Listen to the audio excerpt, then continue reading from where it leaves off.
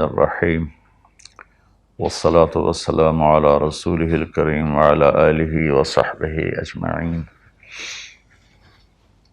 میرے عزیزو، بھائیوں، بہنوں، بچوں، بچیوں، اور جن سب تک میری بات پہنچے اور اللہ پہنچائے، میرا سب کو سلام ہو۔ اور میں پچھلے دنوں گر گیا تھا، لیکن شکر ہے اللہ کا، ہڈی نہیں ٹوٹی، کوئی دانت نہیں ٹوٹا، لیکن پورے چہرے میں درد ہے۔ تو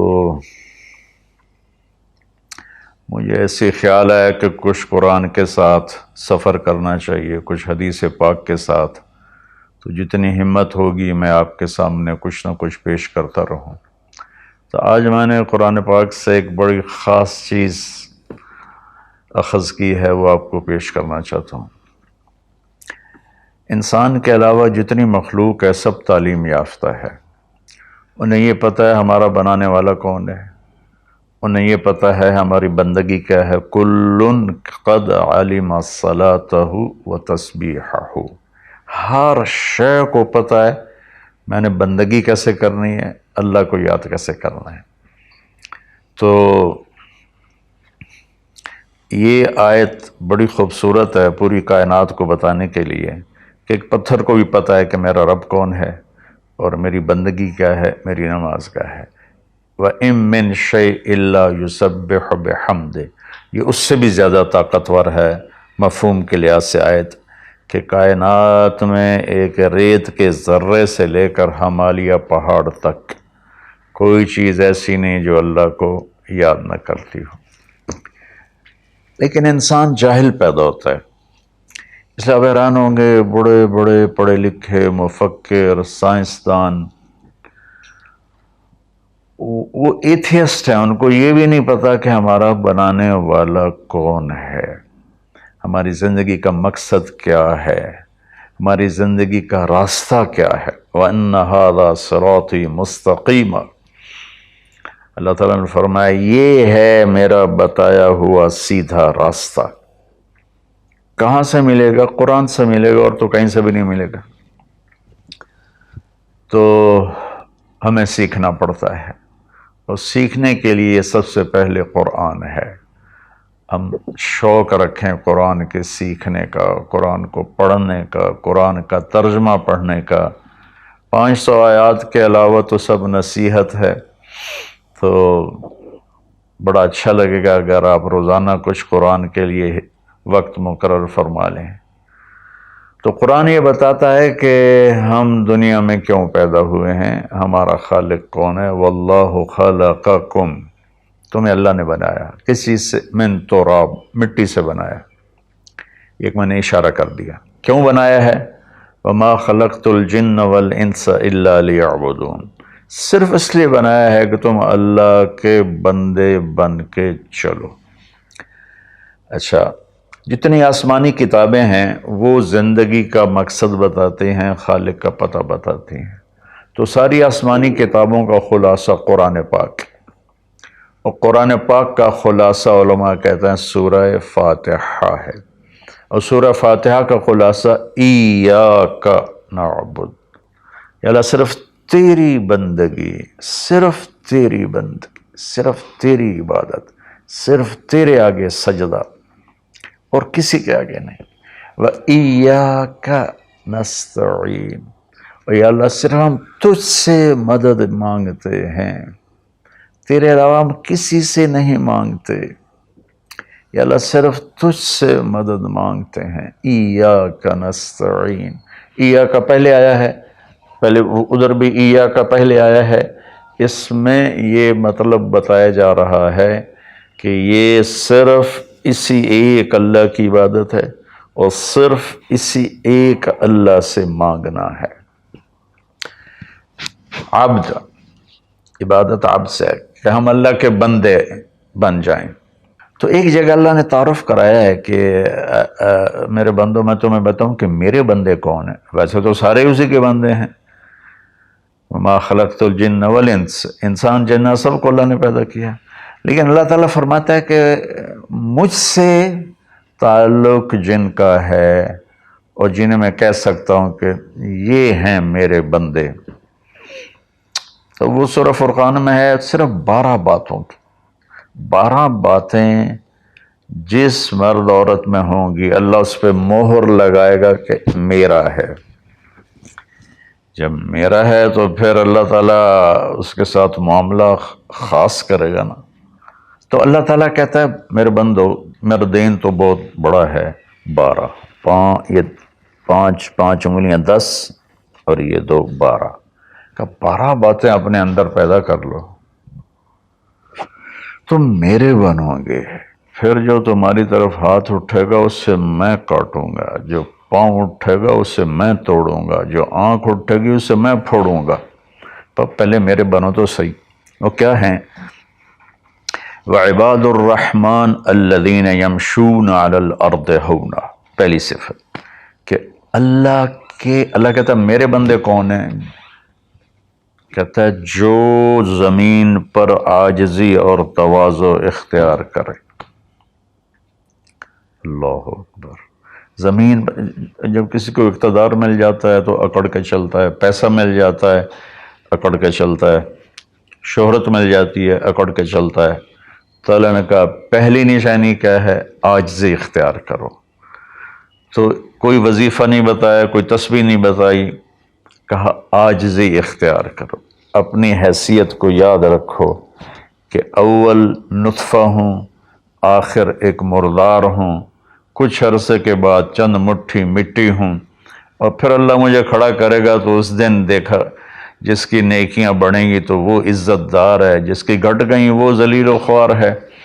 تو پہلی صفت ہے کہ اللہ کے بندے وہ ہیں جو عاجزی اختیار کرتے ہیں، صرف یہ نہیں کہ زمین پر تواضع سے چلنا، نہیں، وہ پوری زندگی ان کی عاجزی کی ہوتی ہے۔ سورہ لقمان میں ہے کہ لا تمش فی الارض مرحا، بیٹا اکڑ کے کبھی نہ چلنا، انک لن تخرق الارض ولن تبلغ الجبال طولا، کہ تو نہ تو پہاڑوں سے اوپر قد لے جا سکتا ہے، نہ ایڑی مار کے زمین پھاڑ سکتا ہے۔ تو ایک میں مختصر بیان کرتا ہوں تواضع، دوسری تواضع سے جڑی ہوئی بات ہے کہ تواضع کا پتہ کب چلے گا؟ وہ دوسری صفت ہے وَإِذَا خَاطَبَهُمُ الْجَاهِلُونَ قَالُوا سَلَامًا۔ سبحان اللہ۔ جب ان سے کوئی، یہاں جاہلون سے مراد ان پڑھ نہیں، جاہلون سے مراد ہے زیادتی کرنے والا۔ وَأَعُوذُ بِكَ مِنْ أَنْ أَجْهَلَ أَوْ يُجْهَلَ عَلَيَّ، یا اللہ میں پناہ چاہتا ہوں کوئی میرے اوپر زیادتی کرے یا میں کسی پر زیادتی کروں۔ یہاں جہالت سے مراد ہے زیادتی کرنے والا، بدتمیزی کرنے والا۔ تو وہ کیا کرتے ہیں؟ قالوا سلاما، وہ یہ نہیں کرتے کہ اس سے کتنے لوگ قطع تعلق مراد لیتے، باجی السلام علیکم تو ڈرا ہو رے سا ڈرا ہو رے۔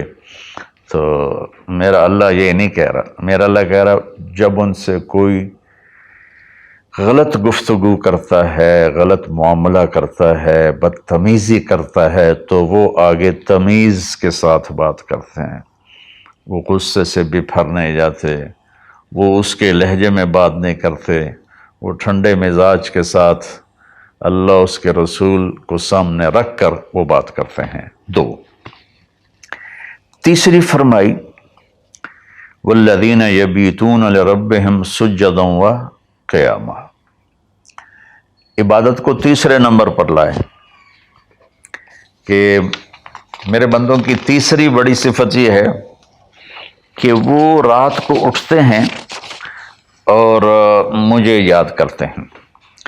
اچھا، اب آج کل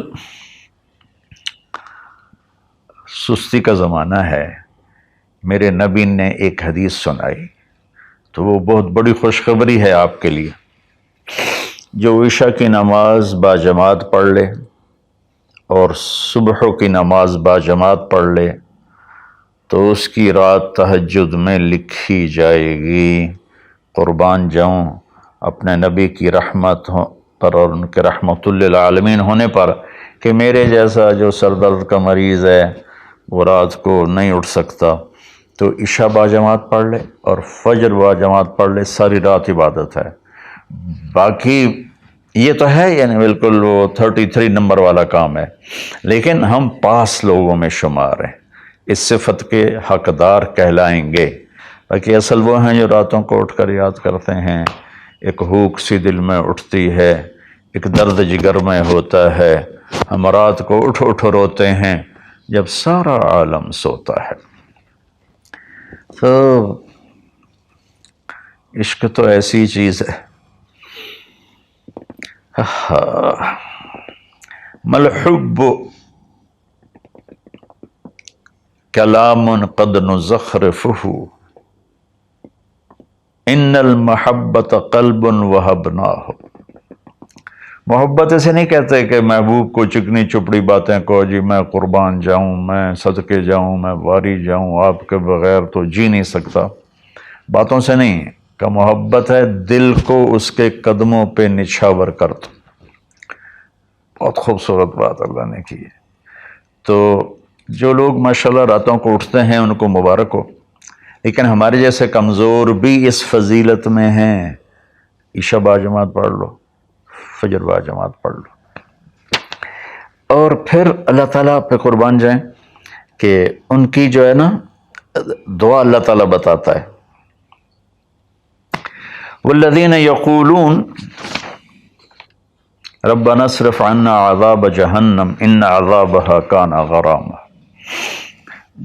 وہ اللہ ان کی دعا بتا رہا ہے کہ وہ کہتے ہیں یا اللہ ہم سے عذاب جہنم دور فرما، چونکہ یہ نہ ٹلنے والا عذاب ہے جو چمٹ جاتا ہے، اور وہ انہا ساءت مستقرا و مقاما، اور یا اللہ وہ بہت ہی برا ہے، بہت ہی برا ہے۔ تو تہجد اور دعائیں، دعا بہت بڑی طاقت ہے، بہت بڑی طاقت ہے، بہت بڑی طاقت۔ ہم نے دعا ایسے ہی بنائی ہوئی ہے، فرض نماز کے بعد مولوی صاحب رٹے رٹائے جملے بولتے ہیں، ہم پیچھے آمین کہتے ہیں۔ دعا وہ ہے جو آپ تنہائی میں اللہ کے سامنے گڑ گڑا کر بولتے ہیں۔ میرے نبی نے فرمایا اللہ کے سامنے روو، اچھا اگر علم تبکو فتباکو، اچھا اگر تمہیں رونا نہیں آتا نا تو رونے کی شکل بنا لو۔ چوتھی چیز بتاتے ہیں، والذین یقولون ربنا اصرف عنا عذاب جہنم ان عذابها کان غراما انہا ساءت مستقرا و مقاما۔ یا اللہ جہنم سے بچانا اور جہنم کے عذاب سے بچانا، وہ اللہ آپ پہ ہی معاف کرے گا۔ یہ ہمارے اب تو عام ماحول میں جی اللہ آپ پہ ہی معاف کرے گا، اللہ بڑا غفور الرحیم ہے، اللہ آپ پہ ہی معاف کرے گا۔ تو میں تو اپنے ماحول میں بات کرتا ہوں اپنے عزیز رشتہ داروں سے کہ اللہ آپ پہ ہی کپا کٹ دے گا، سپرے نہ کرو، پانی نہ لاؤ، کھاد نہ دیو، آپ ہے کوئی بھی پا دیو، اللہ آپ پہ ہی کٹ دے گا۔ لے جی مولانا صاحب کہیں گل نہ کریں دیو، بھلا کدی پانی تے کھاد تے سپرے تو بغیر بھی کاشا ہوئی۔ تو اللہ یہی کہہ رہا ہے کہ ڈرو مجھ سے اس جہنم کے عذاب سے اور اس سے بچاؤ کا راستہ اختیار کرو۔ پانچویں بات کیا ہے؟ والذین اذا انفقوا لم یسرفوا ولم یقتروا وکان بین ذلک قواما۔ بہت اعلیٰ چیز ہے، معیشت کو، اکانومی کو بہت خوبصورت انداز میں بتایا کہ میرے خاص بندے وہ ہیں، دیکھو اللہ نے دنیا کا بھی بیچ میں ڈالا۔ اللہ والے دنیا کو نہیں دیکھتے، اللہ والے چٹائیوں پہ سوتے ہیں، اللہ والے بادشاہوں سے نہیں ملتے ہیں، اللہ والوں کے پاس جایا جاتا ہے، اللہ والے کسی کے پاس نہیں جاتے ہیں۔ ارے سب سے بڑے اللہ والے تو نبی ہیں، اللہ نے فرعون کے پاس بھیجا موسیٰ علیہ السلام کو، اور کائنات کی افضل ترین ہستی اللہ کے بعد میرے نبی ہیں، ابو جہل کے پاس بھیجا۔ تو یہاں ان کی معیشت کو بتایا جا رہا ہے کہ میرے بندے وہ ہیں جتنا ہم نے ان کو دیا ہے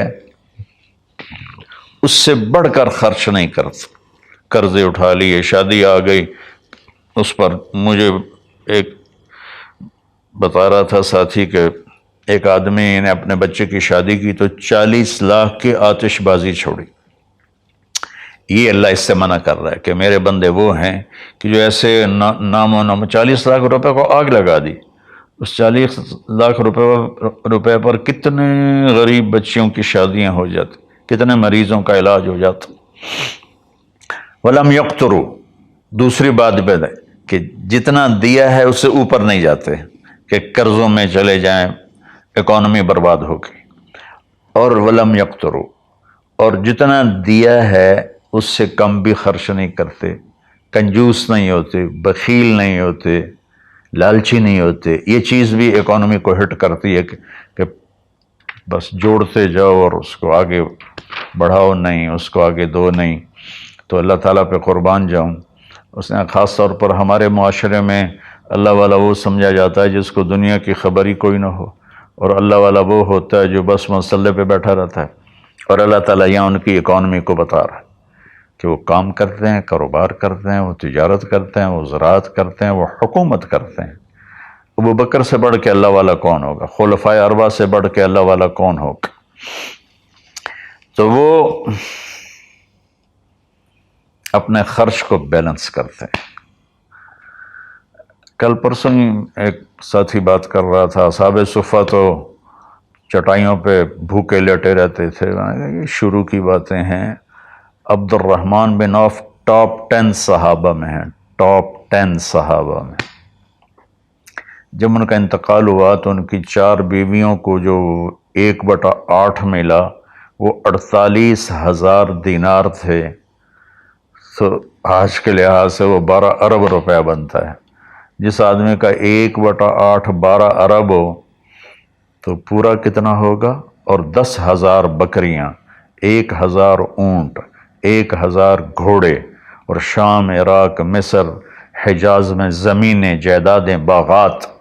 یہ تو پھر اللہ والی کوئی نہیں، اور اللہ کا نبی کہہ رہا ہے یہ ابو بکر جنتی، عمر جنتی، عثمان جنتی، علی جنتی، طلحہ جنتی، زبیر جنتی، عبد الرحمن بن عوف جنتی، اور ابو عبیدہ بن جراح جنتی، سعد بن ابو وقاص جنتی، اور سعید بن زید جنتی۔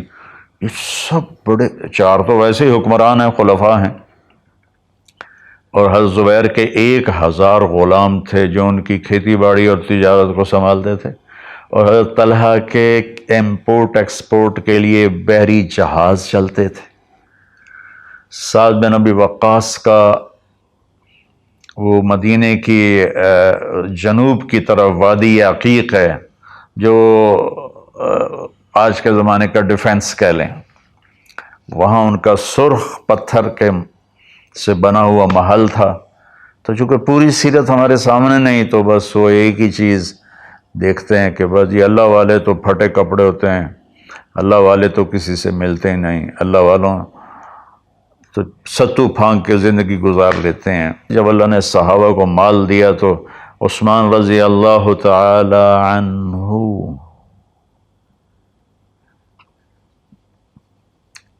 کہنے لگے اپنی بیوی نائلہ کے لیے میں نے چادر خریدی ہے 300 دینار میں، 300 دینار میں، جو 7.5 کروڑ روپیہ بنتا ہے۔ اور کہہ رہے ہیں کہ پتہ نہیں اسے پسند آئے گی کہ نہیں آئے گی۔ تو ہم بیچ میں دنیا کو نکال نہیں سکتے، یہ بڑی غلط تعبیر ہے اسلام کی۔ اس کے بعد کیا ہے ان کی صفت؟ 3 کٹھی بتائی ہیں، 6، 7، 8۔ اب میں آپ کو 5 بتا چکا ہوں۔ تواضع، عاجزی، اور برائی کا جواب اچھائی، اور راتوں کو اٹھ کے بندگی، اور اپنے کاروبار زندگی میں اعتدال اور بیلنس آف اکانومی تب ہوگا جب اخراجات کو کنٹرول کیا جائے گا۔ وہ ایک آدمی مجھے ملنے آیا تو کہنے لگا یہ اتنے کروڑ کی گھڑی، اور میرے پاس گھڑیوں کا ڈھیر ہے، کروڑوں روپے، ہر گھڑی کی قیمت کروڑوں روپے ہے۔ یہ تو نادانی کی بات ہے، نہ کہ کوئی فخر کی بات ہے۔ پھر اللہ تعالیٰ نے بتایا 3 صفتیں کٹھی بیان فرمائیں، وہ کیا ہیں؟ والذین لا يدعون مع اللہ الہا آخر، جو توحید کا جام پیتے ہیں اور اللہ کے سوا کسی کو اس کا شریک نہیں ٹھہراتے۔ دوسرا کیا ہے؟ ولا يقتلون النفس التي حرم اللہ الا بالحق، جو ہمارے علاقے میں خاص طور پر جو قتل کی دشمنیاں ہیں، اور اپر پنجاب میں جو قتل کی دشمنیاں ہیں، گجرانوالہ کے ارد گرد، گجرات کے ارد گرد، خاندانوں کے خاندان تباہ ہو کے، اور ایسی سرحد اور بلوچستان کے قبیلوں کے قبیلے تباہ ہو گئے، اور نمازی 5 وقت کے. اور میرا اللہ کہتا ہے جو کسی کو قتل نہیں کرتا سوائے حق ہے. حق ہے، کوئی زانی پکڑا جاتا ہے اور شادی شدہ ہے اور 4 گواہ اس پہ لگ جاتے ہیں، اب اس کو قتل کرو. اور کوئی جنگ ہے کفر اور اسلام کی، جب اس جنگ میں جب سامنے آئے لڑائی کرنے والا اسے قتل کرو. لیکن جیسے آج کل ہمارا ماحول ہے قتل قتل قتل قتل. بھائیو، اللہ کہہ رہا ہے جو میرے بندے ہیں نا وہ کسی کو ناجائز قتل نہیں کرتے. تیسرا کیا فرمایا؟ ولا یزنون، زنا نہیں کرتے. زنا کیسے پھیلتا ہے؟ بے حیائی سے.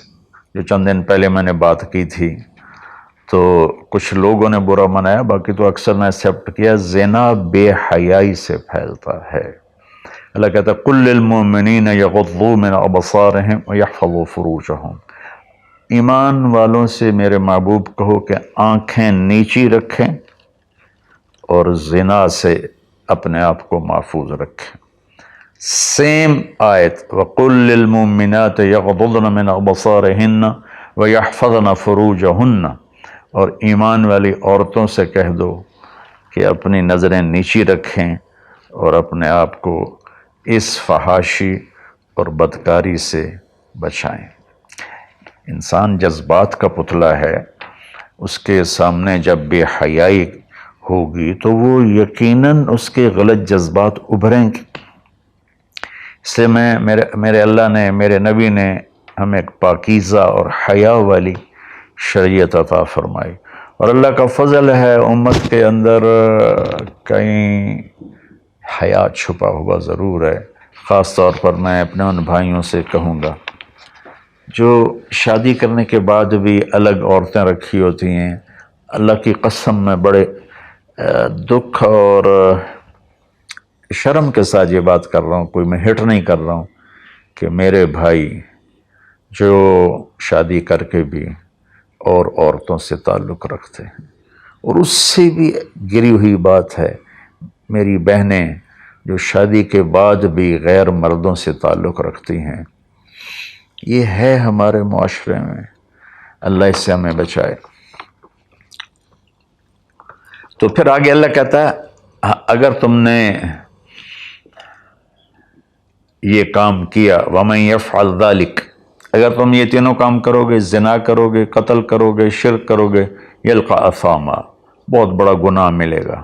يُضَاعَفْ لَهُ الْعَذَابُ يَوْمَ الْقِيَامَةِ، بہت بڑا عذاب ہوگا. وَيَخْلُدْ فِيهِ مُهَانًا، اور ہمیشہ اس میں رہنا پڑے گا. لیکن إِلَّا مَن تَابَ، سوائے اس کے جس نے توبہ کر لی، وَآمَنَ، اور ایمان لایا، وَعَمِلَ صَالِحًا، اور اس نے اچھے عمل اختیار کیے. اب آگے خوشخبری سننا. اللہ یہ نہیں کہہ رہا اللہ ان کو معاف کر دے گا. اللہ کہہ رہا فَأُولَٰئِكَ يُبَدِّلُ اللَّهُ سَيِّئَاتِهِمْ حَسَنَاتٍ وَكَانَ اللَّهُ غَفُورًا رَحِيمًا. اللہ تعالیٰ فرما رہے ہیں کہ ہائے ہائے، اگر تم توبہ کر لو گے نا، ایمان لے آؤ گے، اچھے عمل کرو گے، تو میں صرف تمہیں معاف نہیں کروں گا، تمہاری برائیاں مٹا کے وہاں نیکیاں لکھ دوں گا. واہ قربان میرے مولا، کہتے معاف نہیں کروں گا، معاف بھی کروں گا اور تمہارے گناہوں کی جگہ نیکیاں لکھ دوں گا. یا اللہ ایسا کیوں کرو گے؟ کہ اس لیے کہ میں غفور الرحیم ہوں. تو من تاب وعمل صالحا فإنه يتوب إلى الله متابا. آگے اللہ نے بتایا کہ توبہ کرنے والا ہے کون؟ جو توبہ کرنے کے بعد اپنے عمل کو بدلتا ہے، اچھا کرتا ہے، یہ ہے صحیح توبہ کرنے والا. لیکن ایک خوشخبری سنا دو. مثلا ایک آدمی کی توبہ کر کے توڑ دیتا ہے. چند دن پہلے ایک نوجوان کا فون تھا، روز نے دھاڑے ماری کہ جی توبہ کرتا ہوں، پھر 15 دن بعد ٹوٹ جاتی ہے، پھر توبہ کرتا ہوں، پھر 15 دن بعد ٹوٹ جاتی ہے. میں نے کہا توبہ کرتے ہو؟ کہتا جی کرتا ہوں. میں نے کہا معاف ہے. وہ انسان ہی نہیں جس سے خطا نہ ہو، وہ انسان ہی نہیں جو بھولے نہیں. تو میرے اللہ نے توبہ کی کوئی لیمٹ نہیں رکھی، نہ عدد نہ عمر. بھائی تو 60 سال کا ہو گیا ہے، تجھے حکومت پاکستان ریٹائر کرتی ہے، ہم بھی تیری توبہ قبول نہیں کریں گے.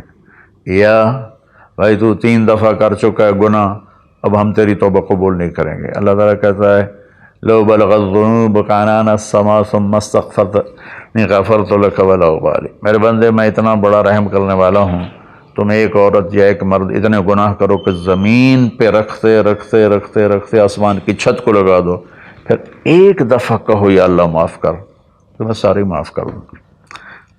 ہمارا اللہ بڑا پیارا اللہ ہے۔ اچھا،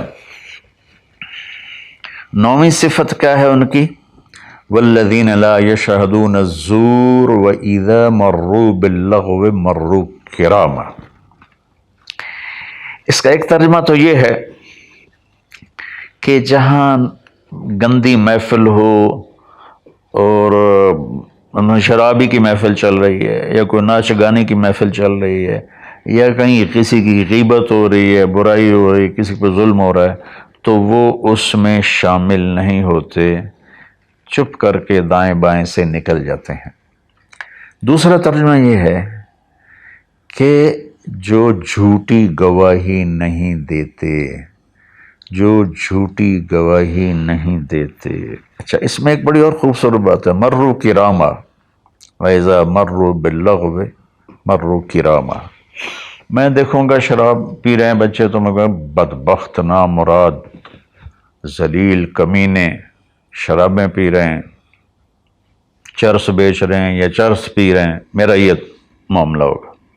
لیکن مرو کرا، جب وہ کسی غلط محفل کو دیکھتے ہیں تو عزت کے ساتھ گزر جاتے ہیں، یعنی اپنا دامن بھی بچاتے ہیں، اور جو برائی کر رہے ہوتے ہیں ان کو بھی حقیر نہیں سمجھتے۔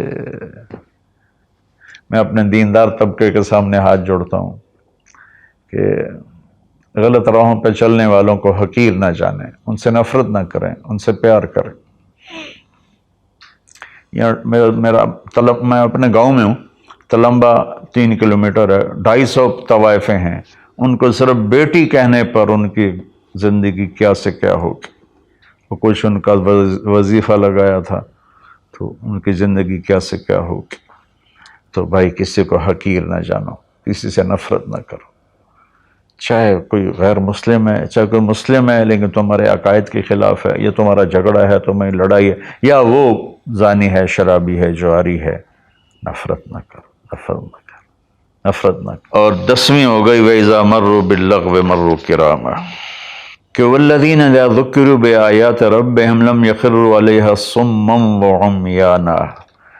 جب ان کے سامنے اللہ کی بات آتی ہے تو وہ سننے سے انکار نہیں کرتے، یعنی آنکھیں بند نہیں کرتے، کان بند نہیں کرتے، کہ جیسے اندھے اور بہرے پر چیز پیش کرو تو اسے پتہ نہیں لگے گا۔ تو میرا اللہ کہہ رہا ہے کہ جب ان کے سامنے میری بات آتی ہے، میرا قرآن آتا ہے، میرے نبی کا فرمان آتا ہے، تو اندھے بہرے نہیں ہوتے بلکہ غور کر کے سنتے ہیں، غور کر کے سنتے ہیں۔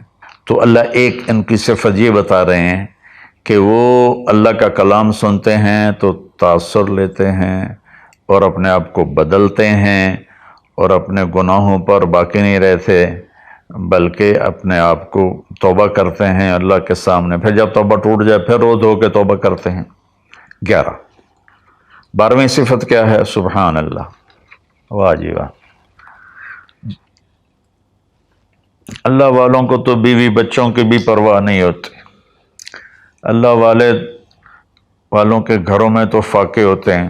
اب یہ اللہ والوں کی بات بتا رہا ہوں، والذین یقولون ربنا هب لنا من ازواجنا وذریاتنا قرۃ اعین وجعلنا للمتقین اماما۔ سبحان اللہ، جو کہتے ہیں یا اللہ ہمیں ہمارے ازواج یعنی بیویاں، ہماری اولادیں ایسی دے جو آنکھوں کی ٹھنڈک بن جائیں، اور ہمیں متقین کا سردار بنا، امام بنا۔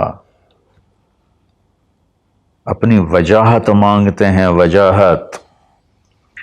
اچھا، حب، وہبا، آتا، اعطا، 3 لفظ ہیں دینے کے، آتا دیا، اعطا دیا، وہبا دیا، لیکن تینوں کے مطلب الگ الگ ہیں۔ آتا کہ میں نے آپ کو ایک چیز دی، قلم دیا، لیکن آپ کو مالک نہیں بنایا، واپس لے سکتے بھائی واپس کرو۔ آتا، میں آپ کو گاڑی دیتا ہوں تو میں آتا کا مطلب ہے کہ میں واپس نہیں لوں گا، یہ تمہاری پکی ملک ہو گئی۔ وہابا، میں تمہیں وہ چیز دوں گا جو تیرے خواب و خیال میں بھی نہیں ہوگی، تیرے تصور سے بھی بالا تر ہوگی۔ کیا مانگتے ہیں اللہ والے؟ یا اللہ میری بیوی ایسی ہو، اتنی اچھی ہو کہ میرے تصور سے بھی بالا تر ہو، میری اولاد ایسی ہو، اتنی نیک ہو، اتنی صلاحیت والے ہوں کہ میرے تصور سے بھی بالا تر ہوں۔ اللہ ہمیں یہ دعا سکھا رہا ہے، یہ نہیں کہا کہ مانگو آتے نہ، کہہ رہا ہے حب لنا، یا اللہ ہمارے گمان سے بھی اوپر کر کے بیوی اور بچے دے، اور ہمیں دنیا میں وجاہت دے، عزت دے۔ اس کا مانگنا انسانی حقوق میں شامل ہے۔ ہاں ایسی وجاہت اور ایسی شہرت جس کے پیچھے شیطانی کام ہو وہ حرام ہے، ورنہ عزت نفس تو ہر انسان کو پیاری ہے۔ اور پھر اللہ تعالیٰ کہتا ہے قرۃ اعین، آنکھیں ٹھنڈی ہو جائیں۔ اس سے بڑی تعبیر پورے کلام عرب میں نہیں ہے اندر کی خوشی کی، آنکھیں ٹھنڈی ہو جانا۔ اس کا الٹا محاورہ ہے اسقط اللہ عینک، اللہ تیری آنکھیں گرم کرے، یعنی تجھے تکلیف دیکھنی پڑے، اللہ تیری آنکھیں ٹھنڈی کرے، یعنی تمہیں سکھ دیکھو، تم سکھ دیکھو۔ اور پھر آگے اللہ تعالیٰ کیا کہتا ہے اولئک یجزون الغرفۃ بما صبروا، یہ ہیں وہ جن کو صبر کے بدلے جنت کے بڑے گھر ملیں گے۔ وَيُلَقَّوْنَ فِيهَا تَحِيَّةً وَالسَّلَامًا، جس میں گاڈ آف آنر ان کو پیش کیا جائے گا، سلام کیا جائے گا۔ خالدین فیہا، اس میں ہمیشہ رہیں گے۔ حسنت مستقرا و مقاما، جو ہمیشہ کے لیے خوبصورت رہے گا، اس کا حسن بڑھتا رہے گا، اور تمہارا بھی قیام کبھی نہ ختم ہوگا۔ میری بات تھوڑی لمبی ہو گئی، معافی چاہتا ہوں، لیکن میرے دوستو اللہ کے واسطے جو کام کرو اللہ کے بندے بن کے کرو۔ سیاست کرنی ہے اللہ کے بندے بن کے کرو، تجارت کرنی ہے اللہ کے بندے بن کے کرو، ملازمت کرنی ہے اللہ کے بندے بن کے کرو، زراعت کرنی ہے اللہ کے بندے